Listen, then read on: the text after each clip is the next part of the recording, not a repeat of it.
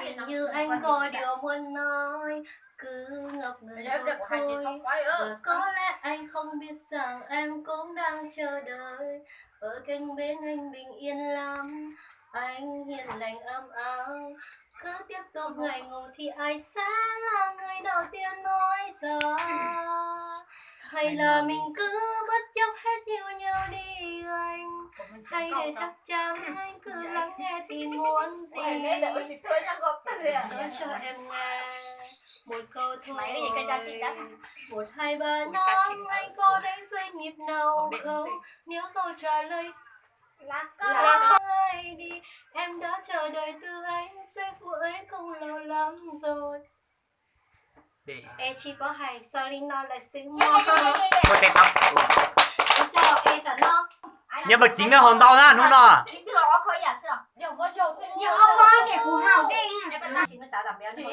cố gắng luôn nha vậy xí. Số bên đừng có quay nữa, tao ngại lắm đó. Uống đi. Không, họ phải khen là giỏi. Thêm 1 tuổi Mùa đông này mà em cậu nhiều được vào. sao?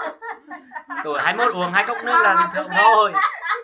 họ của chị của họ đây chị bây giờ của họ đây thì của sao tôi con à sao con Họ chỉ có hòn đèn tế thôi, hòn đèn tế kia chỉ sọp ra ở.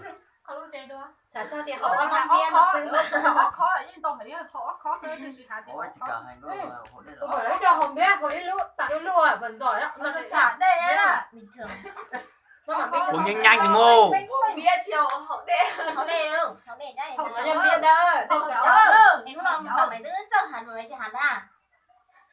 Mà chị sao thể hiện mày chết, thể hiện đó thì khó. nên thể hiện nó xin hàng mua hạt ra Họ chuẩn tế hay không? Nó chuyển được cô à nhở? Ở đây thì cô chỉ ra cô à nhở? Cô mà chơi hay rồi. Ngủ quá. Anh chỉ nó kể tân thôi thì Gọi chị chút rồi à, nhở phải lát còn nữa gọi chị chút rồi à. Để cho họ lúc cái hạ. Nó chào kê kìa. Nó chào kê kìa họ mà. đây là mà Cái này đây là mấy ông thầy ở đây có gì cơ? Câu ở trong đâu máy hỏi. chị cô có hành câu đây cho Lấy từ hai ở đây tôi muốn nhớ cô dùng một chuyện chị hành câu đấy à lấy từ một chuyện hành câu đi. Hai con ta em mà bố phải trẻ. Là chị Mỹ à? Đây từ một chuyện. Hai con ta với trẻ hả? Ok thổi mùa. chị đây cũng là một chuyện đấy. Em vừa phải hay đã là. còn hành thi Rồi chị. Lỡ quái tụi nó được chị hành con hậu đẻ tụi nó. ta không biết hả Có giờ của chị thổi nhông cái đó.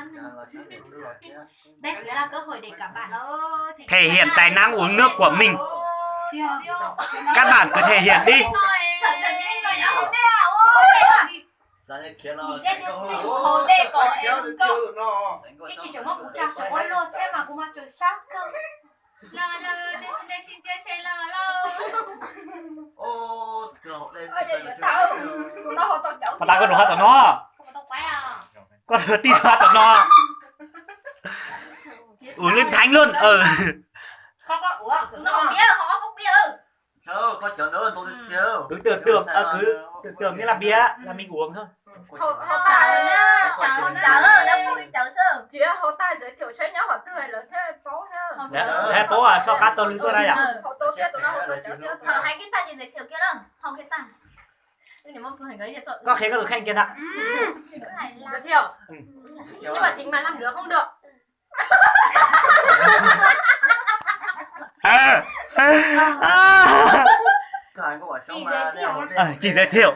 không giới thiệu Nó có chờ bạn kia không chờ. Nó không chờ. Cô chờ. Con chờ đó. Nên ta chê. Chứ không nhất có trong đoạn giới thiệu. Cho lò tận tên là có giới thiệu. Chị Sông, lò tận tên là có giới thiệu mà. khép ý xong chè Mày, có một thay của giới thiệu à?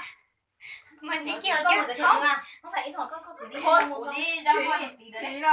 Nãy có một cho gì đâu. Rồi, nhớ tới giữa à. Em hôm nay tại chị mua cho chị ấy có. Nhờ chị Linh đấy có chị mua à? Tôi đánh tên là nó mày xong rồi. Họ mày có đề tài nhiều một cho chị nữa. Tôi đã nói chuyện hôm nay ăn câu sảnh ra nhá cho Quế Phong này à? Quế Phong à? Tương Dương à? Mình chờ chị tôi sáng một cho chị hành á. Là lúc rồi nhân tay à? Là lúc xả. Lúc xả nha. cầm cái mic á, cái đó ví dụ như cái mic á. Theo những nghiên cứu thì Đúng. Bọn mình đang làm một bài toán về Đúng mà. Ôi cái chơi cầm một tua. Số một tua, biết luôn chưa? các bạn Kia cho từ con tụi khanh thế này. cho fan hâm mộ Đây em làm đúng không? Giờ là cho fan hâm mộ sao có thì à? Số một Con lúc này không đi trà. Cái nhỏ cái cua. Nói nghiêm túc luôn, đó mình nói là nghiêm túc luôn. Hậu nhớ cái ngôi lo. Giấy tờ. Các bạn chỉ không có nó. Các bạn khai sẽ bị cười cho ly trà. Ôi trời giấy tờ. Khó kia mà chị tặng này có lúc về thì không ly trà kia. Cái chị nó cái chồng tư nha. Chị. Anh sẽ có thể vừa đâu. Thế nè, quay coi thì bắt ta sảnh tới giới thiệu trai con chị rồi. Ô đùa mà. chuột Nó muốn mic không? Bắt ta chỉ muốn mic ở trên nó hay muốn mic.